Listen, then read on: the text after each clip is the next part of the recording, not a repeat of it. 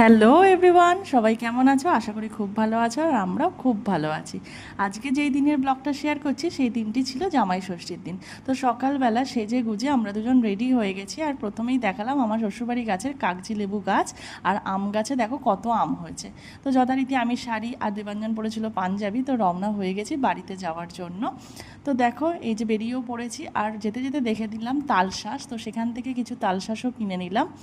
তো কেনার পর তো যথারীতি চলে গেলাম বাড়িতে, আর বাড়িতে গিয়ে আমি ক্লিপ নেওয়ার আগেই দেখলাম মায়ের হয়ে গেছে আশীর্বাদ করা। তো তারপরে খেতে দিয়ে দিল। খেতে দেওয়ার পর তারপরে আমরা দুপুরবেলা চলে গেছিলাম লাঞ্চ করতে। আমরা সেদিনকে বাড়িতে লাঞ্চ করিনি, বাইরে করেছিলাম আহারে বাঙালিতে লাঞ্চ। বাইরে প্রায় 2.5 ঘন্টা দাঁড়িয়ে তারপরে ভেতরে ঢোকার সুযোগ হয়েছিল। তো তখন প্রায় বেজে গেছিলো 4টে। তারপর আমরা প্রায় 4:30-র সময় খাবার পাই। তো ফার্স্টে আমরা অর্ডার করেছিলাম আমপানা, কারণ খুব খিদে পেয়ে গেছিলো, আমপানা দিয়ে খিদেটা মেটাচ্ছিলাম। তারপরে চলে এলো এই যে জামাই ষষ্ঠীর থালি নিয়েছিলাম আমরা। ছিল প্রচুর প্রচুর আইটেম, সেগুলো আর বললাম না, তোমরা দেখে বুঝতেই পারছো।